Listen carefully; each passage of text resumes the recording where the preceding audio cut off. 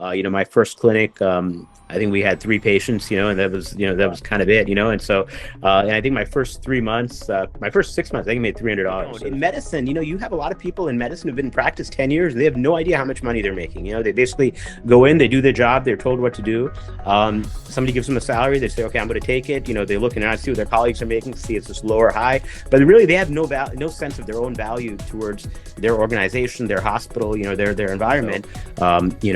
I wake up at 4:30, go for a swim, try to get everything done before my day starts. And keep in mind, when you get out, your patient's going to be using the same AI that you do, right? So at the end of the day, when you're giving them advice, you got to understand that they've looked at the same chat GPT. Part of residency is an exercise in humility as much as anything else. When you finish medical school, especially when you go into surgical subspecialties, everybody views themselves as being the top of the class, right? And I think that will be an area, of a continued struggle for a lot of people, kind of your generation and beyond, in terms of how to provide the best care for your patients while still trying to navigate, like a stack of rules that big. Hello, everyone. Welcome back to the second episode of The Consult, Conversations with Medicine's Most Extraordinary Minds. I'm your host, Oam Patel. I'm a first-year medical student at Geisinger with a deep interest in how medicine, technology, and leadership intersect in shaping the future of patient care. Today, I'm honored to be joined by Dr. Jagannathan, one of the most respected neurosurgeons in the field. Dr. J is not only known for his clinical excellence, but also for his ability to connect with and empower millions through social media, as he has amassed over 300,000 followers across his platform. With that being said, one of his followers is so thankful for the opportunity to have him on the console today. So, Dr. J, thank you so much for being here today. Thanks for having me, Oam. It's good to see young people starting out, kind of getting involved with the kind of this cutting edge, which I think we never had when we were coming out. So it's good to see you guys taking a forward step, kind of leading people in this route. Yes, thank you so much, sir. That means a lot. I want to start off by telling listeners, for those who may not have seen you on Instagram, that you have a very unique background in medicine. And that's because I know you started off by doing electrical engineering in college at GW. Mm-hmm. Could you talk a bit about what led you kind of on that transition from electrical engineering and then towards that path to medicine? Yeah, so I always had an interest in the math and science. I think for most of us going in medicine, that's always kind of what gets you initially interested in the field. Obviously there's other aspects, the interpersonal part, the social, the helping patients and stuff, but obviously an understanding of science, because in healthcare, the one thing that all of us need to have in common is we need to understand the science behind these diseases, and that inevitably will change over the course of our careers and lifetime. So I always had a strong interest in that area. My interests were always on kind of the math and physics in that area. I like biology too, but I didn't find it. I wasn't as passionate about it maybe as I was some of the other sciences. And then when I decided to go to undergrad, it was at the time of the tech boom. 90s, kind of the dot-com bubble was rising in the late 90s. And one of the things you got to think about when you're entering med school, I'm sure you thought about this too, is what happens if medicine doesn't work out, right? That's something we all have to consider. And if the choices were to be a researcher in biology or something like that, that would have been satisfactory, but I don't know if that would have been my passion, and so that's kind of why I thought engineering could be. And the good thing about engineering is you can pivot in a variety of different areas. And kind of starting out, I knew that whatever I decided to pivot in from engineering, whether it was medicine, whether it was law, whether it was deciding to go into biomedical research, I had the opportunity to do that. And that's the reason I majored in electrical engineering. Gotcha. Well, that's very interesting, and I completely agree. You always have, I think every student has that. If medicine doesn't work out, they always have those classes in place, like organic chemistry has those weed out classes. Yeah. Figure it out. So that's interesting. What was your favorite class in undergrad throughout your entire journey? I think I always like practical classes. One of the things with surgery, especially neurosurgery, is the outcomes are very fixed, right? And the good thing with engineering, you did a lot of lab classes, a lot of designing, things like that. And I think the analogy I would use is that, when you do surgery, when you take out a tumor, it's either successful or it's not, right? There's not a shade of gray. I remember my first, one of my first classes was a field electromagnetics class, and we had to build a radio there, an FM transistor. And I remember the day before it was due, like nobody had theirs working. We had to kind of build it from discrete components, transistors and stuff like that. And people were asking the teacher about partial credit and stuff like that, and he was like, "So how much would you pay for a radio that doesn't work?" Right? And Yeah. that's to some extent, not completely, because medicine does have some shades of gray, but going into surgery is a little bit like that. Your outcomes are fairly black or white, and now the life is not always doesn't fit in nice things, but as a surgeon, when you approach a problem, it is helpful to have that kind of logical orientation. And I think I think that was kind of the classes that appealed to me as an undergrad, and I think to some extent they still do. When I look at the way we practice, when you see patients, when you do cases, stuff like that. That makes sense. Yeah, Hmm. and I was gonna ask you, like, what skill do you think translates best from your career into surgery now? And I think you touched a little bit upon it, like that practical aspect of things, the hands-on nature. Those were your favorite classes, and I think, would Yeah. you say that is like the best thing that you took away from that background? That and I think the use of technology. Technology is constantly changing. And in my career, when I was starting out, things like stealth, navigation and stuff like that were just starting. Now we're getting to areas like robotics, artificial intelligence, things like that. Mhm. And I think being able to adapt quickly to technology is one thing that engineering background does teach you quite well, because that's kind of what you're doing constantly, right? And I think that area, I think in medicine, not just in neurosurgery, but in all areas of medicine, is something we're going to have to embrace. I think the way medicine is being practiced over 20 years has changed dramatically. I think by the time you're midway into your career, it's going to have changed even more. So I think that's the one thing with with fields which are kind of technology heavy, technology driven. Engineering, computer science, informatics, bioinformatics, stuff like that. You do get that ability to kind of transition quickly. That makes perfect sense. And you mentioned technology. I know I've seen that you've talked a little bit, and I've seen you using the Apple Vision Pro to Hmm. pre-plan your cases. I think that's pretty cool. How Yeah. important do you think is visualization in not just only surgery, but in life? Just visualizing things before you actually go about doing it. Yeah, I mean, I think it's critical. When you look at most surveys in terms of the most the most kind of revolutionary invention in neurosurgery in the 20th century, it was operating microscope, right? Because of the ability to visualize, be able to see pathology in spite of how being small it is. The top, they did a survey, the Journal of Neurosurgery, about 20 years ago, talking about the neurosurgeon of the century. And for the first half of the 20th century, it was Harvey Cushing, who was kind of one of the forefounders of medicine and surgery in general. But the second half of the 20th century was Yastergill, who was the first micro neurosurgeon. So the visualization is very critical. I mean, I think that technology is going to enhance that even more. I think we go beyond just cameras, but being able to, for example, use special types of dye, luminescence, to be able to highlight the areas of tumors, be able to see microscopic areas of tumor invasion that you may not be able to see otherwise. And that will hopefully help lead to better outcomes for patients, hopefully prolong people's lives, and hopefully help us be able to battle diseases that we may not have been able to battle successfully thus far. Is there anything that concerns you about this future and the future of medicine in like the next 10, 20 years with the rise of technology, rise of AI? Yeah, I think two things. I mean, I think technology doesn't substitute for clinical experience. So I think one of the things with training is, I think when you see people coming out of residency nowadays, a lot of times they are more dependent on technology. For example, things like robotics, navigation, and stuff like that. Whereas maybe 15 or 20 years ago, people were more comfortable with the anatomy. You see sometimes people floundering. You see new grads coming out, and they can't. It takes them a lot longer to do a case if the stealth or the navigation isn't working, right? And so those are things. So at the end of the day, a good surgeon, you should be able to do, one of the early pieces of advice I got is, a good surgeon, you can put him here, you can put him in Africa, you can put him in India, they do a good job because they have a knowledge of the anatomy and being able to manage complications. So if you get too tied into technology, that does affect your ability sometimes when the technology doesn't work, or when you get unexpected complications that you're not prepared for. So that's one area I think people have to be concerned about. I think over reliance on AI also will be an issue, although I don't think it's there to that extent now. I think most people use it more as an adjunct. And then I think in general, I think medicine unfortunately now is a lot more regulated by both by the government and by by kind of middle management. And I think that will be an area of a continued struggle for a lot of people, kind of your generation and beyond, in terms of how to provide the best care for your patients while still trying to navigate like a stack of rules that big. 100%. I think there's so much, especially in the specific topic of AI. There's so Mhm. many valuable resources that makes things more efficient, makes things quicker. But there's Yeah. that, I've seen that over reliance just from sometimes I feel myself falling trapped Yeah. and trapped into it, just looking things up on ChatGPT rather than just doing like a Google search even. Right. And I know now even there's Gemini, Google AI that, looks at that, but it kind of prohibits you from looking into valuable, reliable sources, yourself, and trying to digging into the details.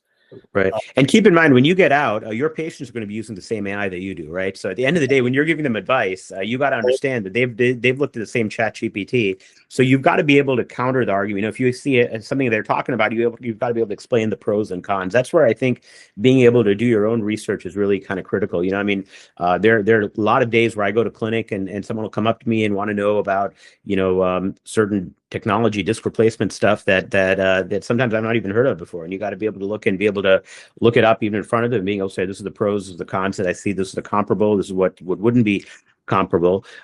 Because you're right. I mean, someone's coming to you, they're spending the time out of their day to come see you, and you want to make sure you can give them a full picture of what their problem is. You don't want them to come in knowing more than you because they've read the same same online resource. Yep. They You know? always say you don't ask Dr. Google, Yeah, right. but Yeah. no, that's fair. Hey, that was definitely very insightful. Mhm. Dr. J, I want to transition now into getting a little bit more of your advice for med students. A lot of my audience are my peers, my fellow med students. I love having these conversations from insightful people like you because it just not only is it a good conversation, but I get to learn a lot. And this isn't things we talked about Google searching things up on ChatGPT. This isn't what you can search on ChatGPT. This is real life, real experience.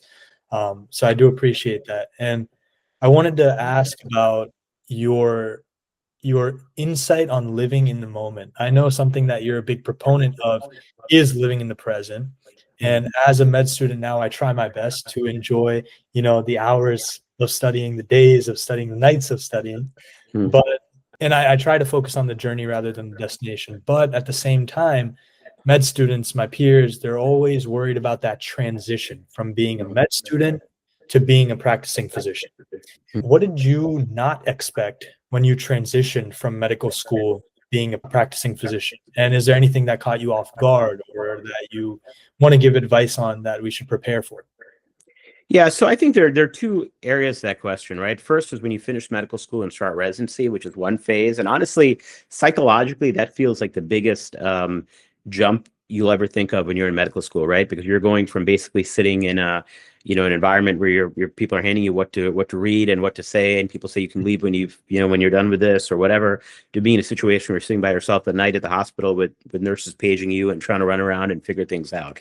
So that is one aspect. Now, that I think a lot of that is being able to sit and I think part of residency is an exercise in humility as much as anything else. When you finish medical school, especially when you go into surgical subspecialties, everybody views themselves as being the top of the class, right? Everybody views themselves as being smarter than the other person. I mean, even in medical school, even the stupidest person in your class thinks that they're smarter than somebody who didn't get, right. I mean, so Yep. but that is part of being able to humble yourself and understanding when you don't know something. I remember my first day as an intern on the neurosurgical service. They all went to the team went to lunch, and there was a lumbar puncture that had to be done, and they said, here, you go do it, and then you can join us. And I'd never done a lumbar puncture on my own. So I had to go in, kind of read up on the handbook, kind of some of the landmarks, stuff like that. And of course, it was like an obese patient. It was really hard to find landmarks, but I was able to get it. So that's one. But I think that's part of the thing of when you don't understand something, kind of going and being able to being able to find resources to help you do it. Because that's probably the hardest thing about being a good resident. And the other part is being able to take criticism, because those two things kind of go hand in hand. A lot of people are bright. A lot of people go into training, to top of the class with good grades, good board scores, but they're not completely teachable because it takes a long time for them to really absorb information. They kind of go in a little bit headstrong. So I think that's one aspect, kind of getting to the point where you're a lifelong learner. And I think a long residency like neurosurgery, you have no choice, but you're not going to get through the program if you don't have that kind of mindset of being able to learn.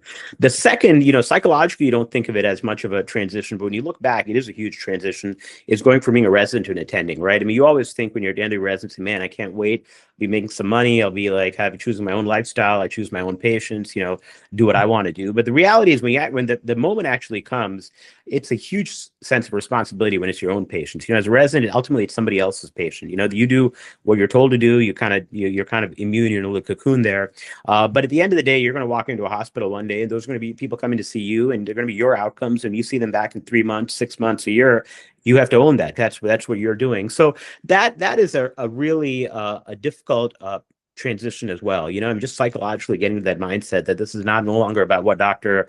So-and-so taught me when I was a resident. It's about, what I learned through my experiences. And I think really it takes a good 2 to 3 years as a surgeon to get to a point where you can fully understand what works best in your hands. I think the first year or two, you're just trying to get comfortable, trying to have a system of your own. And you've seen a lot of people doing it. And that's why when people come out of residency, a lot of times we ask where they trained and who trained them.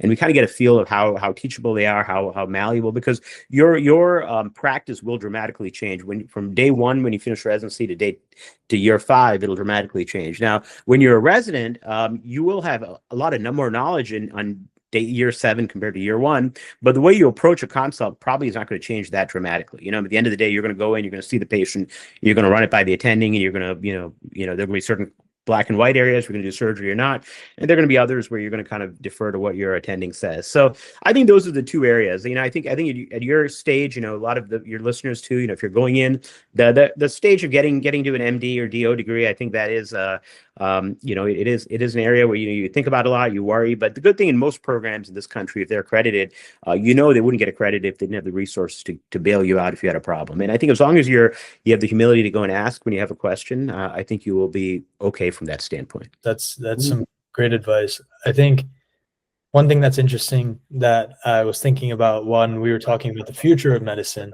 Mm-hmm. and where you see it going, what's concerning you.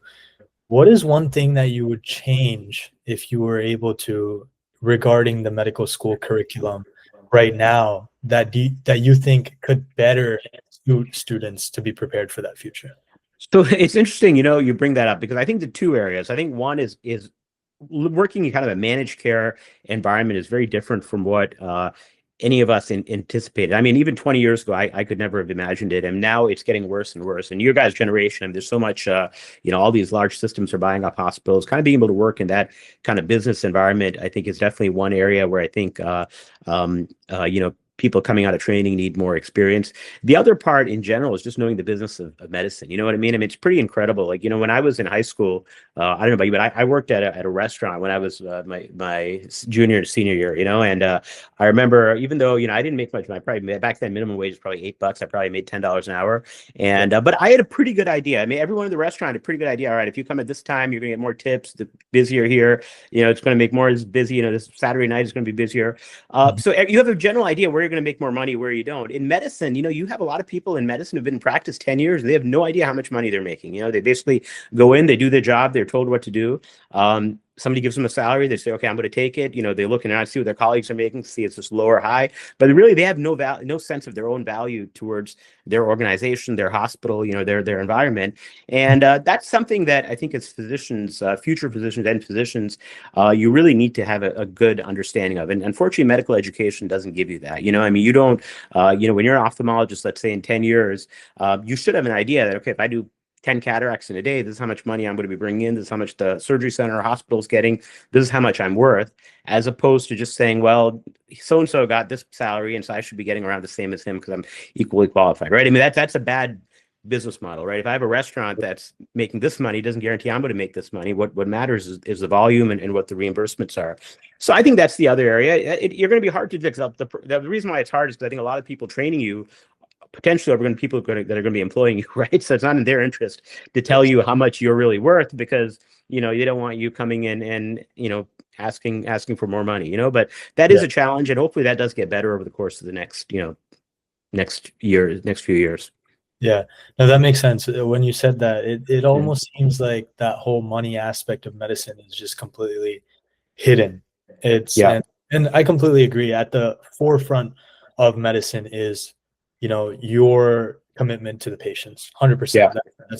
That's the forefront. But I do agree. I think some sort of understanding of that material would be helpful. And for you, I know that you transitioned to private practice. Can you tell me and the viewers a little bit more about what made you kind of want to pursue that transition to private practice? And I know it must have been very, very difficult. What kind of got you through those early stages of difficulty? Yeah, so I started my career in academic medicine. I was in an academic hospital. I was on staff. I was assistant professor at Wayne State University, which is here in Detroit. Gotcha. They had a neurosurgical program. They take between 1 and 2 residents a year. Yeah, I think it was good. The best part of the experience, honestly, is that it was in being an academic hospital, you do have access to a lot of resources, in terms of being able to do complex cases.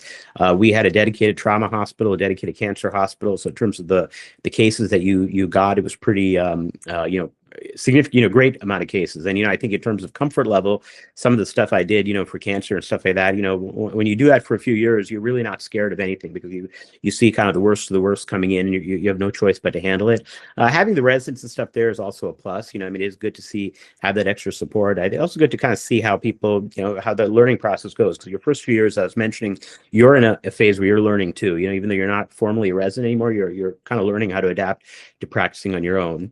And I think it was a rewarding period. I think as time went on, I think I think the problem in academic practice, again, is that I think you're working a lot, especially when you're, junior. And, in terms of everyone says, okay, you're going to publish papers, you're going to do this, you're going to do that. The practical aspect is that, it is kind of the business side. You spend a lot of time trying to do the grunt work, trying to keep the rest of the department going, especially with spine. That tends to happen.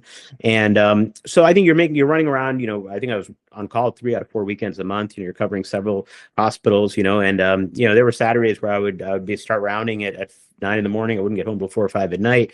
And you're not getting paid for any. That's part of your general salary. When you're in academic practice. So I think as time went on, I started thinking about it more and more, and I kind of just as the practice was getting busier, I started thinking more and more that private practice model might be better.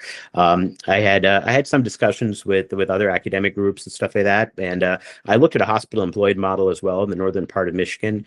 During that period of time, I actually got married. My wife was from further downstate, so it was a bit of a challenge trying to figure out what to do. But I thought logically, the northern Michigan has a huge need for neurosurgery coverage. So I didn't want to give that up because my practice was growing.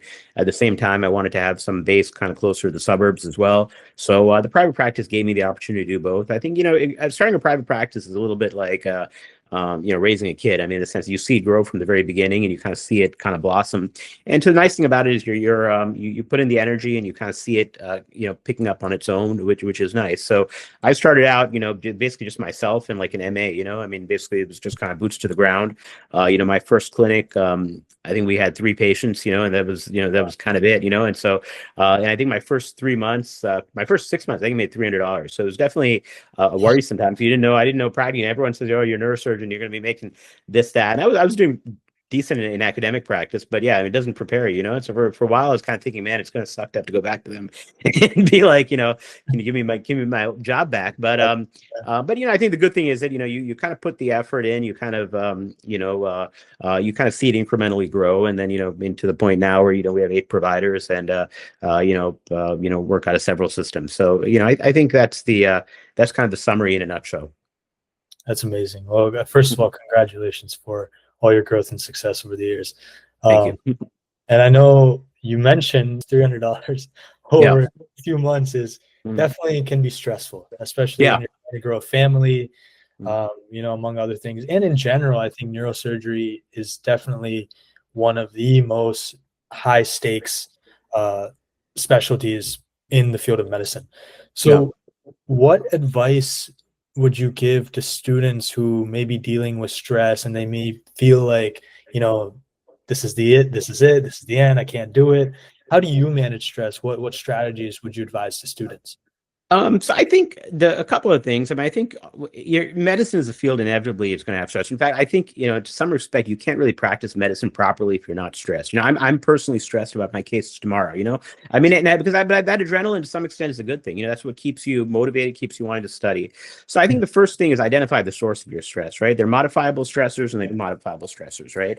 I mean, I can't change the fact that, if it's truly something where I'm stressed because I hate what I'm doing, then maybe the thing is that what you're doing is not right. I think that's one aspect, and I think one of the areas, particularly your phase, two things. One is making sure whatever you do, you love, because that's the thing you're gonna have to wake up and do every morning. It's not about what looks cool, about what somebody else says, about what social media says.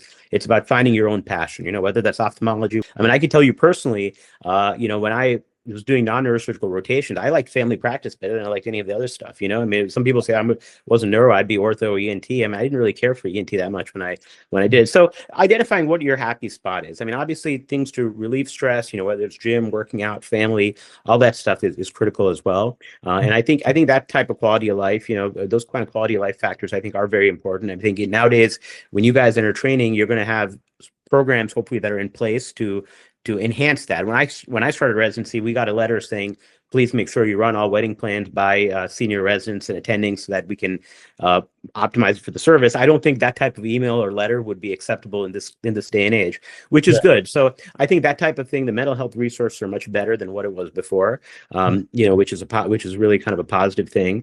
And the other part I think is the best advice I ever got in my medical school and residency career, which I personally didn't take. I don't think a lot of people take it, but at the end of the day, you got to go and do what makes you happy. You know what I mean? And that's really the critical part in life. I mean, you're not doing it for anyone else. You're not doing it for your parents. You're not doing it to keep Dr. So-and-so happy. You're doing ultimately what's going to make you happy. And so, when you look at these choices in terms of where you interview, where you rotate for residency, think of it in that lens as well. Whether you stay in Geisinger, or whether you go to Mass General, or whether you go to Miami or UCSF, at the end of the day, what's going to affect at the end of the day, no matter which of those options you take, you'll do fine. I mean, you'll get a job somewhere, you'll be productive, but you got to ultimately go to a place where you feel that you're going to be kind of enriching your own self, being able to do well on your own and be happy, And so if you go to a place where you feel that that's not the case, definitely listen to yourself when it comes to that stuff. Try not to. I think a lot of people, at least in my generation, a lot of people would go because they think this is the top place to be. I have to go here.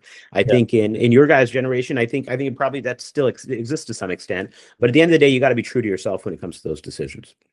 100%. That makes perfect sense. Yeah. Do you now? I like to go on runs. I know you are a big swimmer in the mornings. That's amazing. I used to be a big track cross country runners, and we used to do workouts all the time. I will say those swim workouts were the bane of my existence.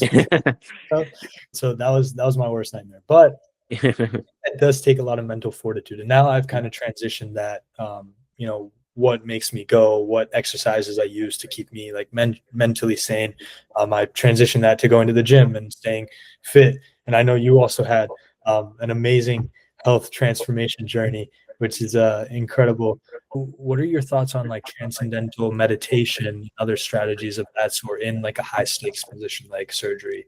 Oh yeah, I think absolutely. I think even when you're in surgery, for example, when things are not going well, maybe you don't have a great team there, maybe the setup of the room is not what you want. I think being able to sometimes take a deep breath, collect yourself, and being able to kind of settle your mind is important. You got to keep in mind as a physician, as much as anything else, everyone else is going to kind of play based on what your frame of mind is. If you come in stressed out and kind of raging lunatic, everyone around you kind of takes that cue, and things do go downhill when you're like that. So being able to focus your own mind is extremely important. And when you go to residency, as you kind of go around the wards and stuff, you'll see people who can't control themselves. You'll see it both from a anger standpoint. You'll see it in terms of being able to not acting appropriately with coworkers, with other people of the opposite gender, whatever it is.